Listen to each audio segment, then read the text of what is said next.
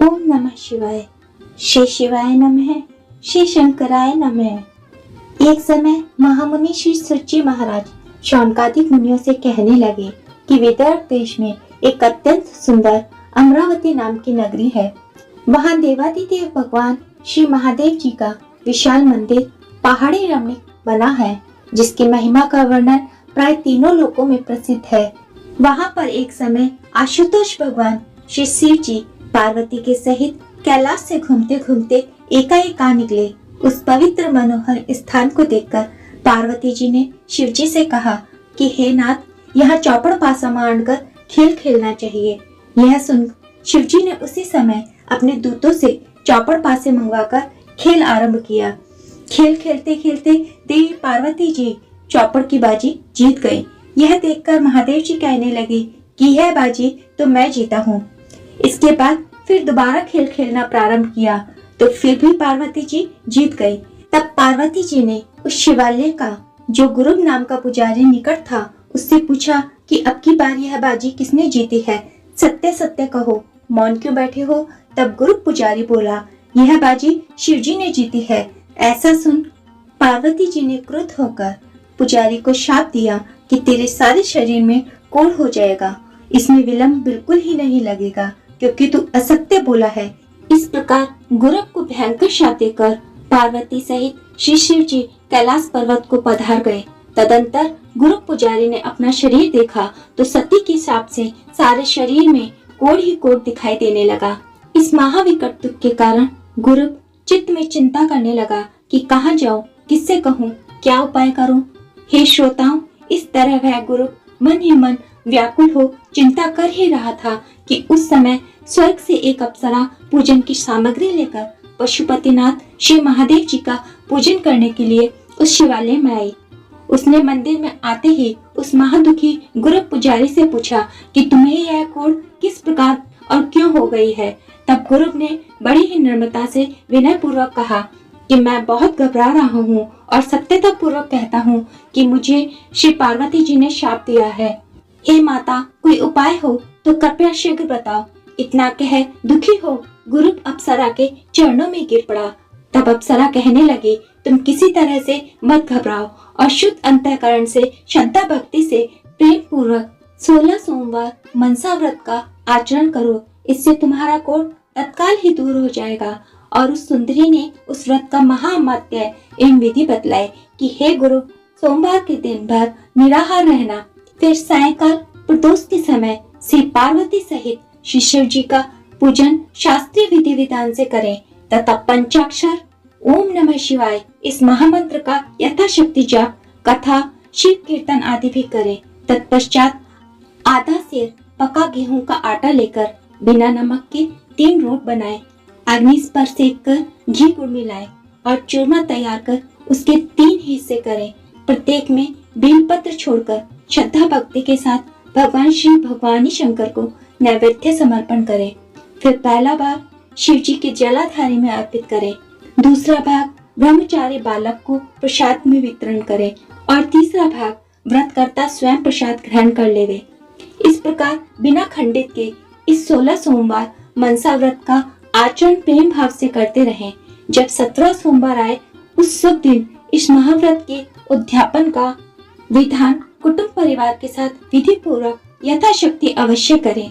तब 5 सेर गेहूं का आटा लेकर बिना नमक के ही रोट बनाए, अग्नि पर सेक कर धृत गुड़ मिलाकर चूरमा बनाए एवं पूजन हवन आदि की संपूर्ण सामग्री लेकर शिवालय में जाकर सपत्नीक शास्त्रीय विधि से उद्यापन का कार्य प्रारंभ करें। अर्थात पूजन, अभिषेक, हवन, कथा आदि करके एवं उस चूरमे के 3 भाग बनाकर नैवेद्य आशुतोष भगवान शिव जी को समर्पण कर उसका प्रथम भाग तो श्री महादेव जी को अर्पण करें, दूसरा भाग मंदिर में प्रसाद बंटवा दें, तीसरा भाग इसे अपने घर लाकर सकुटुंब प्रसाद ग्रहण करें। इस तरह विधि बतलाकर अप्सरा बोली कि हे गुरु, तू निश्चय मान से यह सर्वोत्तम व्रत धारण कर, तेरा समग्र कुष्ठ श्री शिव जी अवश्य ही दूर करेंगे। यह सत्य सत्य त्रिवाचा है। इतना कहकर वह अप्सरा शंकर जी का पूजन करके स्वर्गलोक को चले गए। तदंतर उस गुरु ने सत्य अंतःकरण और श्रद्धा भक्ति से यह व्रत धारण किया। व्रत के समाप्त होते ही उस गुरु पुजारी का कुष्ठ इस व्रत के प्रभाव से बिल्कुल चला गया तथा पहले का सा शरीर निर्मल एवं स्वच्छ हो गया। धन्य धन्य है उस 16 सोमवार मनसा व्रत को। कुछ दिनों के पश्चात शिव पार्वती कैलाश से घूमते घूमते मृत्युलोक में एक दिन फिर उसी शिवालय के पास पधारे। वहां गुरु को पहले का दिया हुआ श्राप पार्वती जी को स्मरण हो आया और गुरु को निकुष्ट आरोग्य देखकर पार्वती जी ने पूछा, हे गुरु, तेरा कुष्ठ किस विधि से क्या उपाय करने से चला गया है?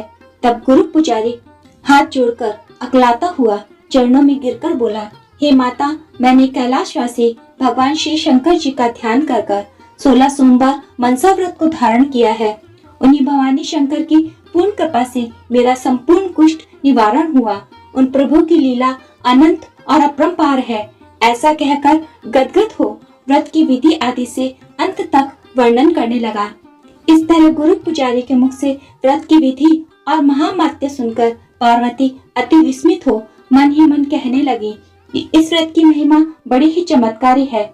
इस व्रत को विधि विधान सहित प्रेम पूर्वक मैं भी धारण करूंगी, क्योंकि मेरा पुत्र स्वामी कार्तिकेय मुझसे रुष्ट होकर अकेला ही वन को चला गया है।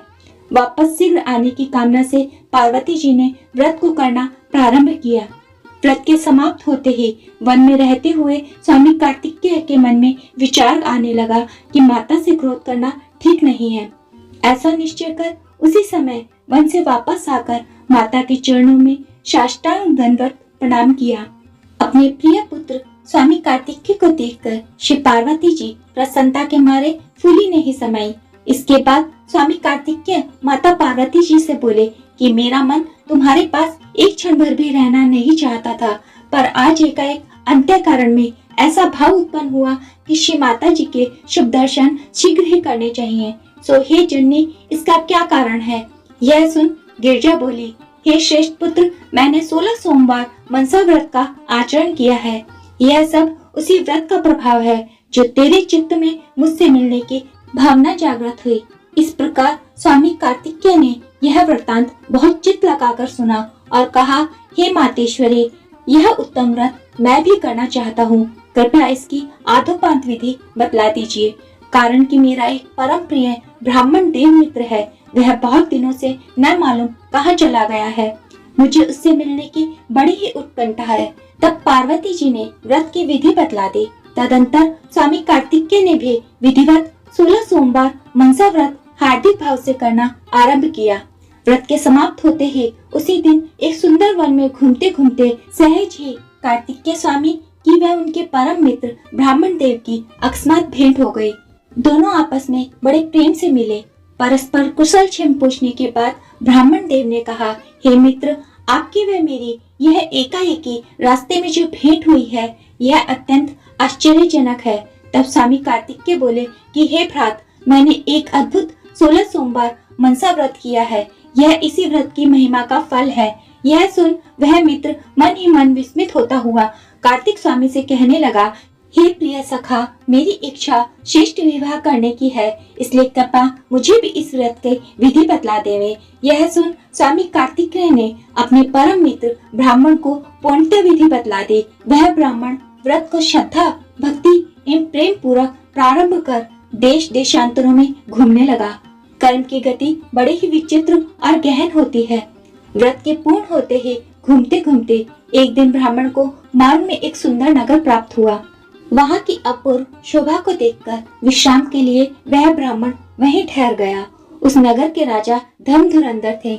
उनकी एक कन्या संपूर्ण गुणों से युक्त सुशीला एवं बड़ी ही सुंदरी थी। हे श्रोता, उस समय राजा ने उस कन्या का स्वयंवर महोत्सव धूमधाम से रचाया था। वहाँ अनेक देशों के राजकुमार और 18 वर्ण असंख्य जन आकर इकट्ठे हुए थे। उसी स्वयंवर को देखने हेतु वह ब्राह्मण भी जा पहुँचा। वहाँ पर राजा ने एक सुंदर हथिनी को सारा श्रृंगार कराकर उसकी सूंड में एक जयमाला देकर सभा में छोड़ दिया। वह हथिनी फिरती फिरती वहाँ आई जहाँ की वह ब्राह्मण कुमार खड़ा था। उसने आते ही ब्राह्मण के गले में जयमाला डाल दी और उसे अपने सिर पर बैठा लिया।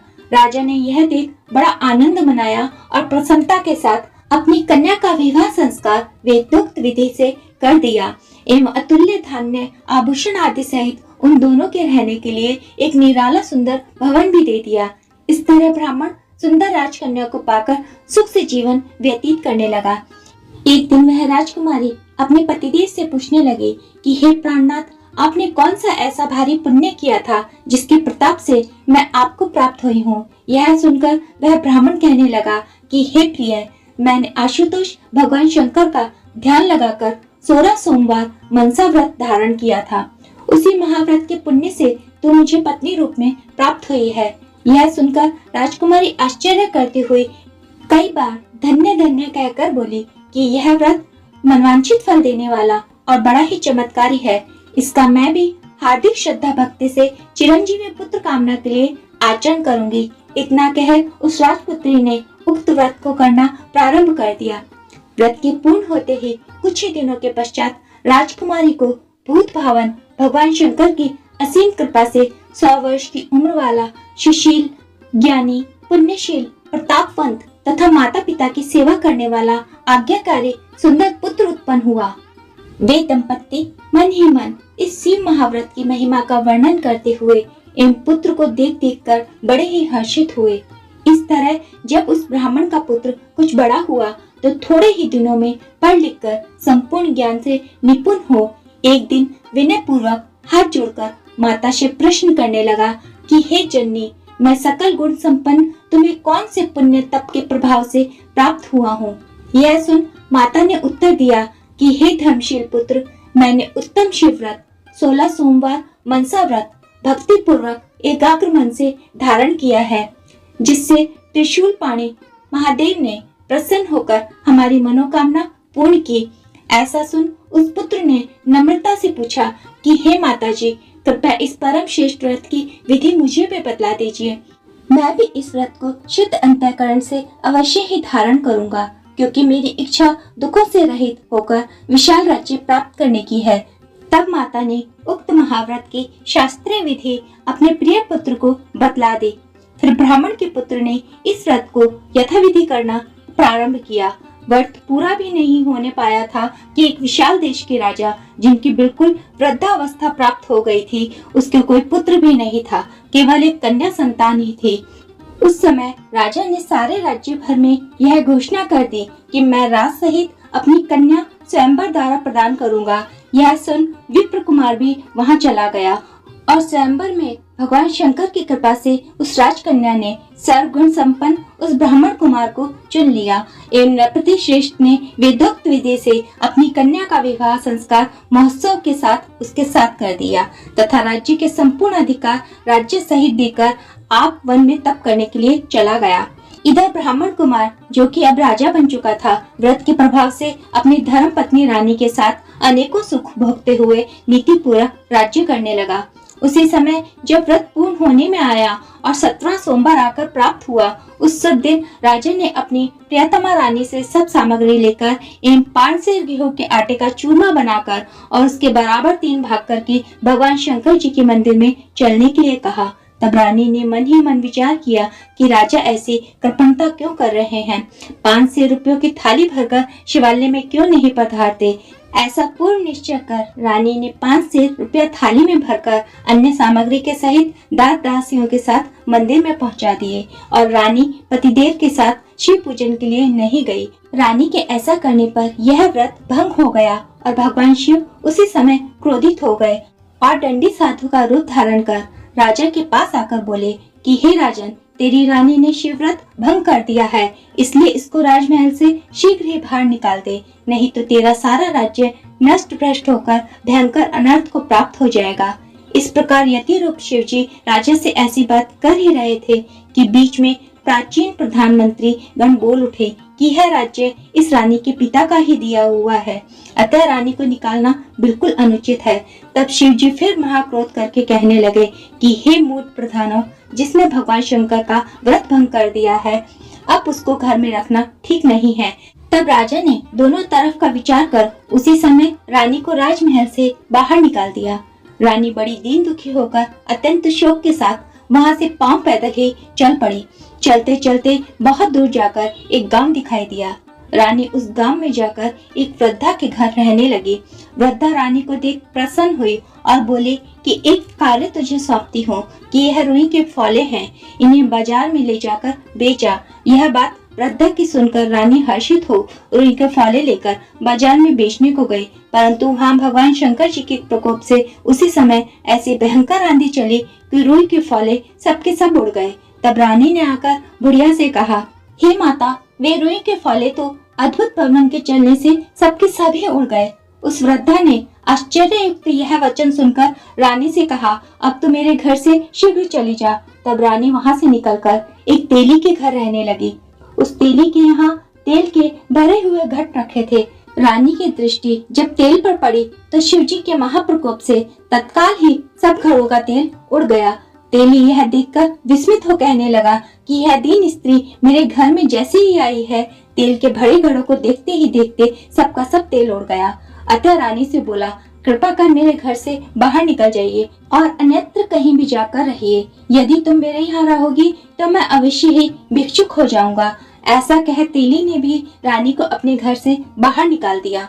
रानी वहाँ से चलते चलते एक नदी के तट पर पहुँची। वहाँ उसकी दृष्टि पड़ते ही उस नदी का सारा पानी तुरंत सूख गया।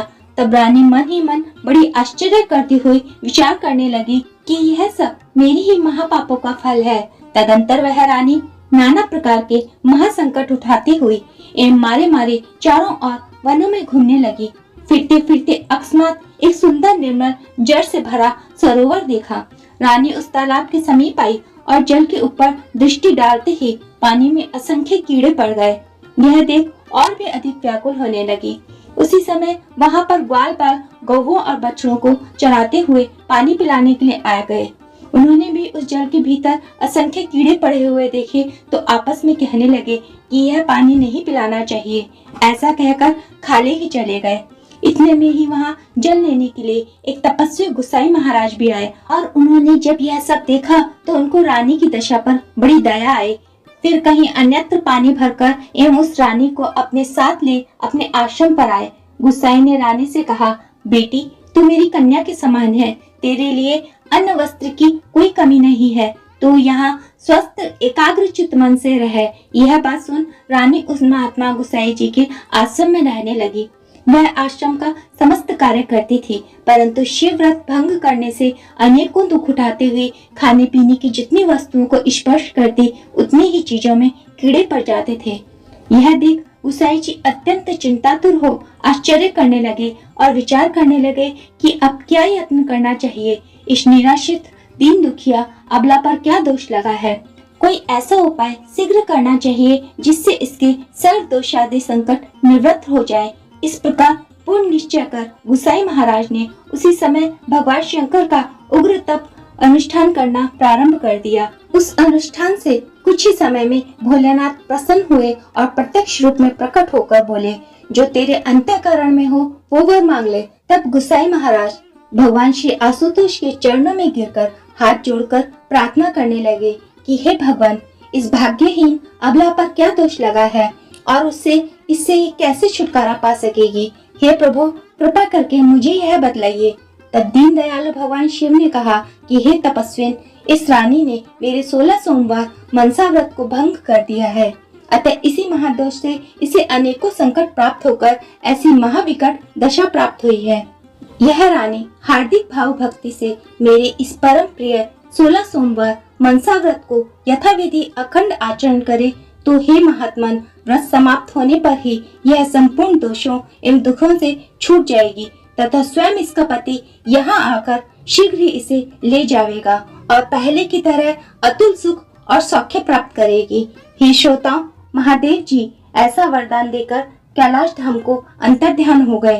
तदंतर श्री गुसाई महाराज ने उस रानी से इस 16 सोमवार मनसा व्रत को विधिवत अखंड श्रद्धा भक्ति पूर्वक धारण करवाया।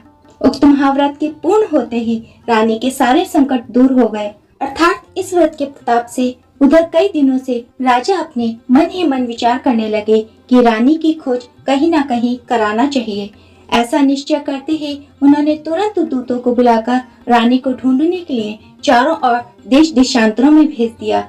दूत रानी को खोजते खोजते वहां आ निकले जहां रानी शिव गोसाई जी के आश्रम पर रहती थी। रानी की व दूतों की परस्पर पहचान हुई। फिर दूतों ने जाकर रानी के संपूर्ण सुख वृत्तांत राजा को आदोपांत कह सुनाए। दूतों से यह सब संवाद सुनकर राजा बहुत ही प्रसन्न हो प्रधानमंत्री सहित उस वन में जाकर गोसाई महाराज से मिले और रानी को अपने साथ लेकर चलने को तैयार हुए। उस समय राजा ने गोसाई जी को वस्त्र आदि भेंट कर नम्रता से प्रार्थना कर क्षमा याचना की। तब गोसाई जी ने राजा से कहा, हे राजन, मैंने आज तक इस रानी को अपनी कन्या के समान रखकर पालन किया है, अब आप इसका पालन करना। इतना कह गोसाई महाराज गदगद हो गए। उस समय रानी राजा ने शिव गोसाई महाराज के चरणों में साष्टांग नमस्कार कर इन मधुर वाक्यों से उनका समाधान कर रानी राजा सहित रथ में बैठकर अपने नगर में आए और चारों ओर नगर में आनंद महोत्सव की बधाई घर घर होने लगी। राजा रानी के आते ही राजभवन में अनेक तरह की बाजे बजने लगी व मंगल नृत्य गान होने लगे। इस प्रकार का महोत्सव राजा ने बड़ी प्रसन्नता पूर्वक किया और उसी समय ब्राह्मणों को भोजन, दान दक्षिणा एवं अतिथि याचकों को मनचाहा नाना प्रकार का दान धन धान्य के सहित देकर प्रसन्न किया। इस तरह राजा रानी की भेंट होने से सब प्रजा को बड़ा हर्ष हुआ और राजा निष्कंटक धर्म व नीति पूर्वक राज्य करने लगा। सूत जी महाराज इस प्रकार शौनकादिक मुनियों को कथा सुनाते हुए कहने लगे कि इस 16 सोमवार मनसा व्रत को पृथ्वी पर कोई भी जन श्रद्धा भक्ति एवं यथा विधि से आचरण करेगा, उस पर आशुतोष भगवान श्री शिव जी शीघ्र ही प्रसन्न होकर उसके जन्म जन्मांतरों के समस्त पाप दोष, दरिद्रता, रोग व सर्व संकट आदि का निवारण करेंगे तथा जो कोई मनोकामना धर आदर सहित व्रत को पूर्ण करेगा, उसकी समस्त मनोकामना पूर्ण सफल होवेगी। यह बिल्कुल ही सत्य है। हे श्रोताओं, इस शिव महाव्रत को हार्दिक भाव से अखंड धारण करने पर अतुल्य धन धान्य, पुत्र पौत्र आदि, कन्या, यश, आरोग्य एवं आयु की वृद्धि होकर इस लोक में अनेकानेक सुख भोगकर अंत में परम पद यानी कि शिवलोक को प्राप्त होता है तथा इस कथा को जो कोई भी श्रद्धा पूर्वक एकाग्र मन से सुनेगा अथवा सुनाएगा, उस पर भी उमा महेश सदा प्रसन्न रहते हैं। श्री व्यास जी महाराज श्रोताओं से विनय करते हैं कि यह उत्तम व्रत एवं कथा आदिकाल से है और इस कथा को ध्यान पूर्वक सुनने वालों की सभी मनोकामनाएं भगवान आदि शंकर अवश्य ही पूर्ण करते हैं। ओम श्री साम सदाशिव प्रणमस्तु। ओम नमः शिवाय।